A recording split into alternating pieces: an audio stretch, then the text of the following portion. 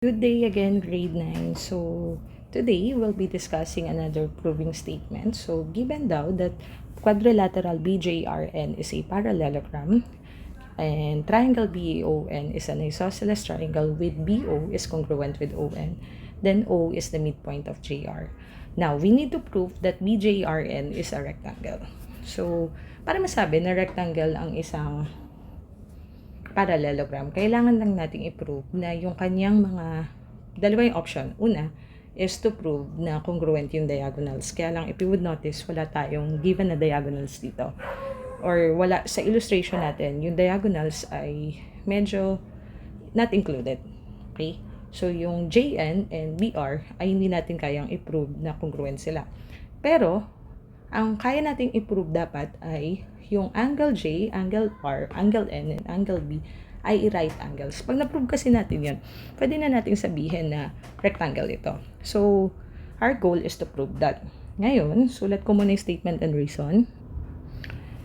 So, sinulat ko na yung mga unang statements and reasons. So, syempre, sisimulan natin dun sa given part. So, pwede na natin sabihin na quadrilateral BJRN is a parallelogram, BO is congruent with ON, and O is the midpoint of JR. So, since quadrilateral BJRN is a parallelogram, we may start. Ang plan ko ay i-prove na si triangle BJO at si triangle NRO ay congruent triangles.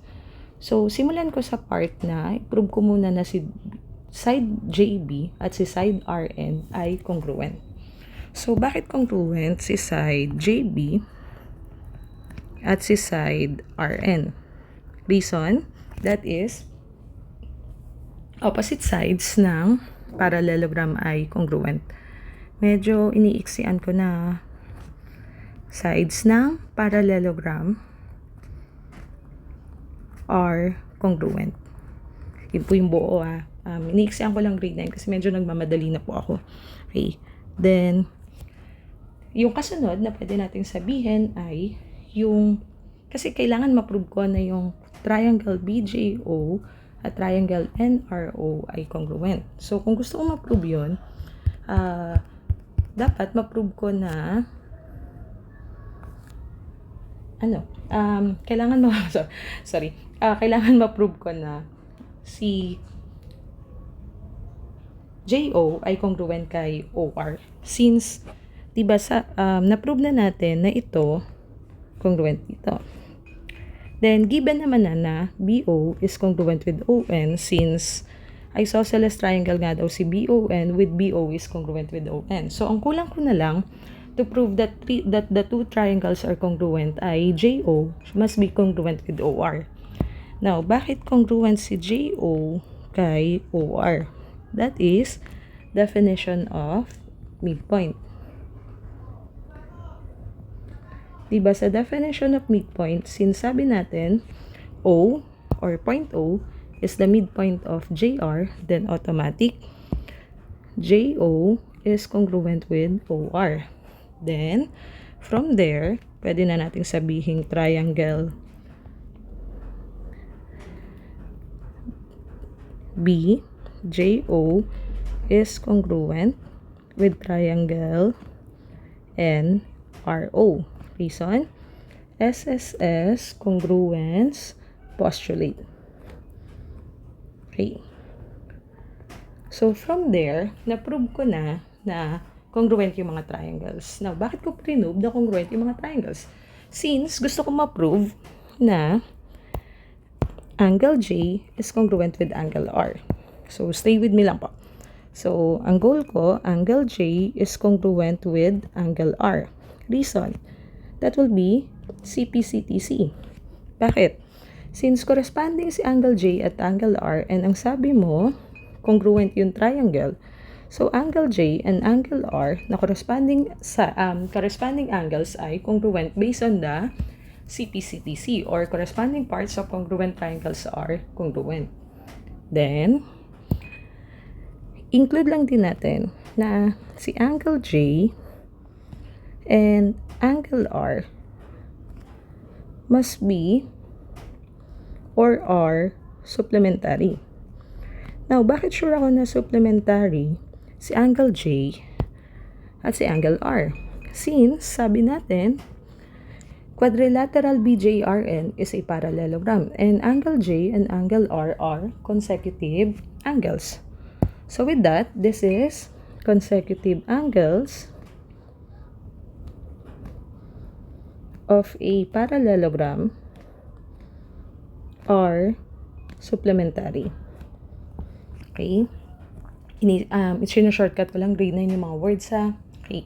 So since angle J and angle R are supplementary, then ang sabi din natin ay angle J and angle R are congruent, then pwede natin sabihin angle J and angle R are right angles.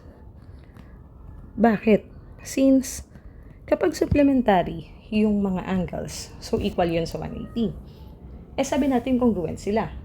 So if two angles are both congruent and supplementary, then the angles must be right angles.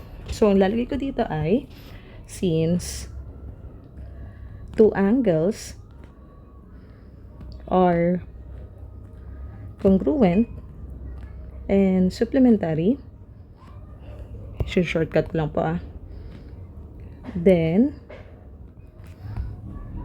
para lang masyado palang maliit, then these two angles are right angles. Shortcut ko lang grade 9 okay. So since angle J and angle R are right angles, pwede ko nang sabihin ngayon na quadrilateral BJRN is a rectangle. Since based dun sa tandaan mo sinabi na natin umpisa pa lang na yung quadrilateral BJRN is a parallelogram. So automatic since pag na-prove ko na ito ay 90 degrees at ito ay 90 degrees, since opposite angle niya si N, then angle N is also 90 degrees. Angle R and angle B are opposite angles, then automatic 90 degrees din yon. Same thing na pwede mo i-prove through consecutive angles, dapat supplementary sila. So with that, pwede nating sabihin na since na-prove natin na dalawa dun sa interior angles ng parallelogram ay right angle, then based on the properties or special properties ng rectangle,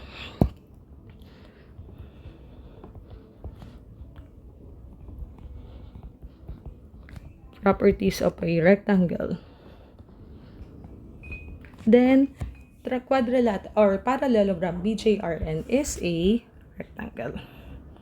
So same thing with the other video. For your attendance, comment down any topic or any reasons na nakita mo na parang bago sa'yo, then explain ko ano yung reason na yun. Okay? Thank you.